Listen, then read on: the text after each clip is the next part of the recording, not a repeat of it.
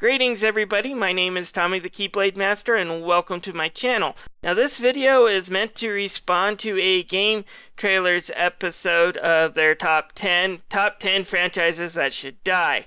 Now whenever a website releases a video like that or an article like that, they're clickbaiting. Let's be honest, whenever they're wanting an emotional reaction from the fans, so you'll all run and complain or agree with them. But that's what they're doing. It's not really scientific, it's just some of their opinions. However, I have to say, GameTrailers was trolling hard with this one. Their number one spot was, of course, Assassin's Creed. I don't think any fan of Assassin's Creed wants that series to die. We want it to take a break for a while, have Ubisoft work on Prince of Persia, or maybe making a pirate game series based off Assassin's Creed 4 Black Flag rather than more Assassin's Creed, because we're getting fatigued. And if Ubisoft doesn't do that, yes, then it will be time for that franchise to die, because it is going the way of Guitar Hero. There are just too many entries per year for me to care about.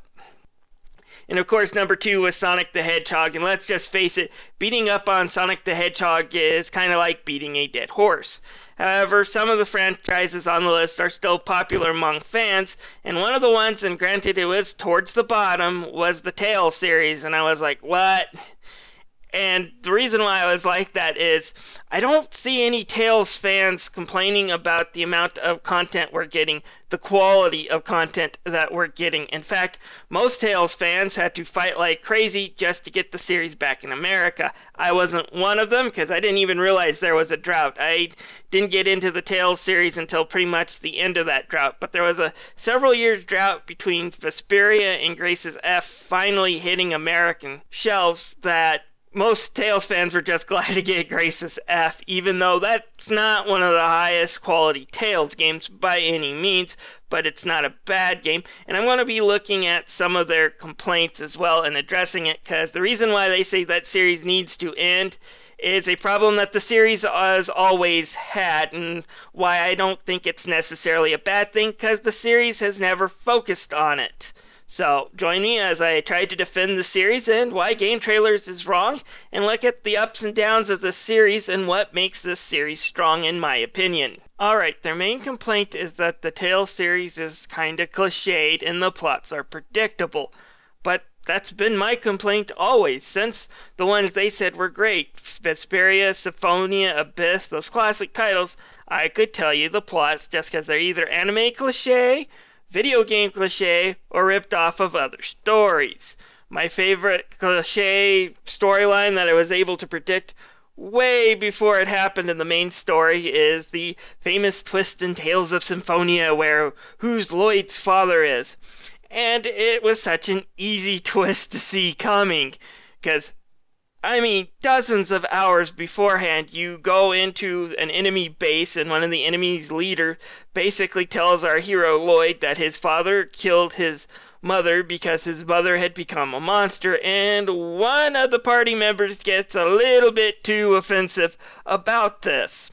And then, short time later, he goes and pesters Lloyd in an optional skit that you can get while you're on the road about if he ever met his true father, would he be able to forgive him, knowing what he had just learned?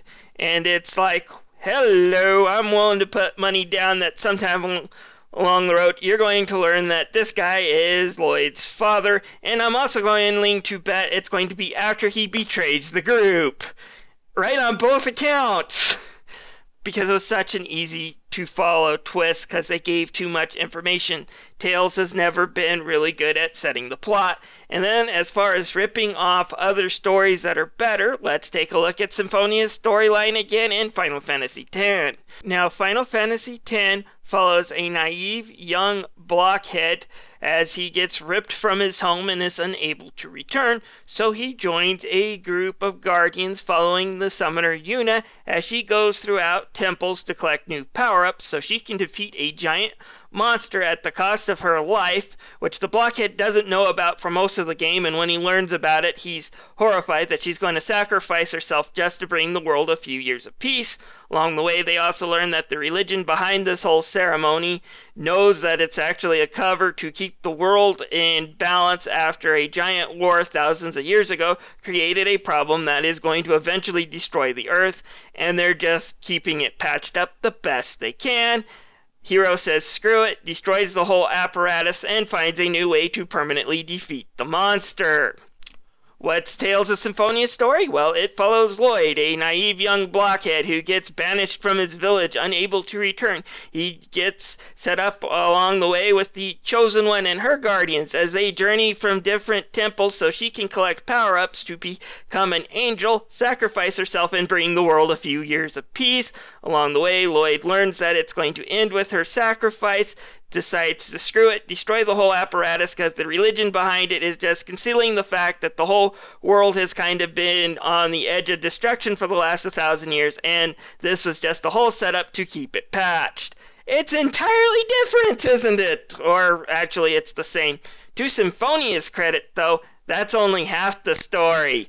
The second half of the story takes place with the fact that the world has been separated into two different worlds, and the cause of all this has to do with problems with a giant tree. That's Final Fantasy freaking 5. So when Symphonia isn't ripping off 10, it's ripping off Final Fantasy 5. So why do I enjoy going through Tales of Symphonia so much when this plot has been done better in Final Fantasy X and Final Fantasy V? They each had better pacing, they each had bigger reveals, each had more surprising twists. And the answer is the characters. I enjoyed going along with Lloyd's group better than the others, because the Tales series always focuses on the characters. That's not to say Final Fantasy X and Final Fantasy V didn't have great characters, didn't have great relationships, didn't establish the characters. It's just that Tales goes the extra mile in doing this. You have skits on the road. You've got little skits after the end of each battle to really show these characters and their connections.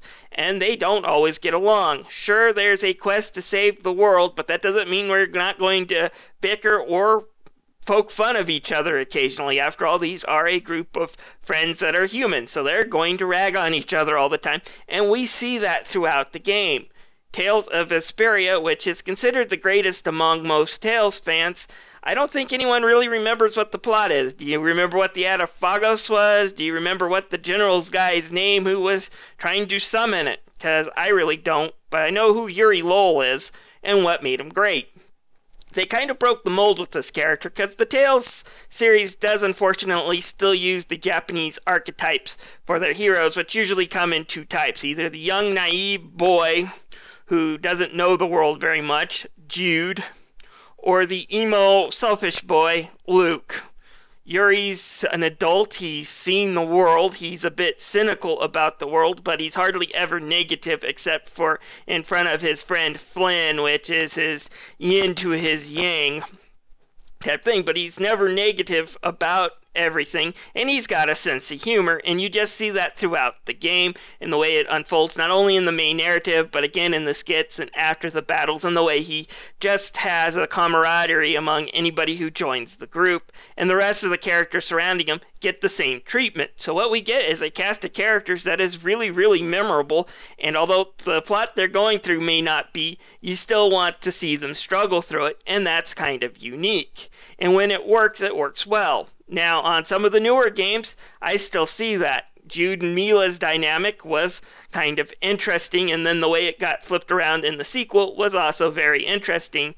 Seeing the girl have to kind of pull along a weak boy was kind of interesting. And again, Xillia didn't have the best plot. It had a few moments that I was literally facepalming with because of its stupidity. One of my favorite moments happens to be when Jude goes up to King Gaius, a guy who had to unite his homeland because it's always been war-torn, and basically tell him people will die if they go to war. And I was like, you're kidding me. There's more to this, and the plot's already explained there's more to it. But to be fair again to the character, Gaius treats him exactly like he should. He doesn't really get angry with Jude. He just kind of brushes him off like, this kid's a naive young idiot and isn't worth my time. Moves on to Mila, who he has more important business with. But, and the characters of that game were still great as well, including the villain. Like I said, at the end of that game, I kind of sympathized more with the villain than with the hero. Both sides really wanted to save the world, just which one was better, and they had to hash it out. And it's because they spend so much time on the characters. Just as much time oftentimes with the villain as they do with the heroes. Oftentimes the villain's reasonings are a little bit more complex than the heroes. So overall, it's really the characters that matter. Now onto the weaker entries though. Tales of Grace's F did have some weak characters, unfortunately, in it. But I still sympathized with them most of the time, except for when they started talking about how love and friendship is going to save the day. After about the dozenth time, I was like, I'm about to put a cap in a few of your friends' asses just so you will shut up about this. Please. But overall, I still had a fun time with the characters. The only entry in the series that I've hated as far as overall narrative is Tales of Symphonia, Dawn of the New World, and I've already stated this. I hate the two main characters in this game, Emil and Marta, but it's not because they are poorly written or because they have one or two tropes about them and that's it. They really go into what make these characters tick in the story, and the more and more they dig deeper into them, the more and more I despised them. Emil because he's a wuss. Ratatosk mode Emil because he's a complete psychopath. And Marta because she's willing to put up with both of them and keeps on saying how much she loves both of them. And when I kind of joke about Marta being headed towards a abusive relationship in her future, that's actually kind of true, just based on the personality they gave her in the story. She's just kind of hungry for any type of attention she can get, regardless of who and how that person treats her.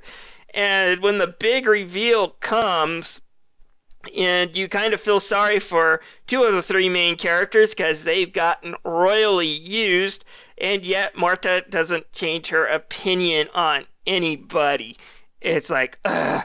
And then top it all off, and this is different from Gaius from Tales of Xillia, who was the villain, who I agreed with because his plan actually made sense in the long run more than Jude's idealistic we can save everybody plan. The Richter, the villain of Symphonia, is actually the hero. He's the one that's actually been trying to save humanity. Emil's the one that's trying to destroy it. And when I saw that, I'm like, oh boy. How unlikable a group of characters can you get? And then you turned everybody from the Tales of Symphonia, which I journeyed with before, into miserable douchebags.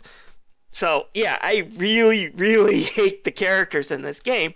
Marta and Emil annoy me, and they annoy me because I know how they tick, how they work. They're not poorly written. If they were poorly written, I would probably hate them less. But again, even in the worst entry of the franchise, which came before the gap, by the way, so GameTrailers has it wrong, and if they're looking for a RPG series that has great plot twists and great narrative, they're looking in the wrong place. The Tales series doesn't have that. It's always been about developing the characters and having the best experiences through these cliches. Even though I've been through these cliches before, I always enjoyed the group. If GameTrailers was honest about the JRPG series that needs to be axed, let's look at another one that has been disappointing me throughout this last console generation. This game's franchise had 3 games in this last generation. The first one was so freaking linear that it made Super Mario Brothers look like a game that I could explore more than this one. It had characters that were so boring that they are forgettable with the exception of maybe 1 or 2. It had a story so convoluted that it came with its own in-game encyclopedia that would pop up every time a new term was added. This is okay in Assassin's Creed because they're dealing with actual history that they need people to be aware of.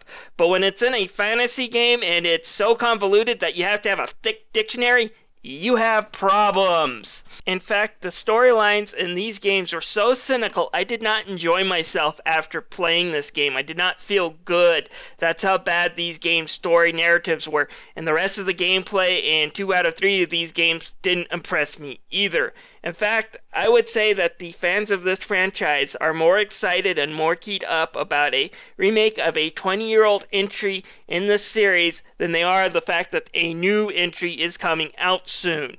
Friends, it's time for the final and Final Fantasy to come true. It's time for this series to rest. It's starting to really get crappy, and it is pulling JRPGs down. I haven't had a problem with the latest Tales games.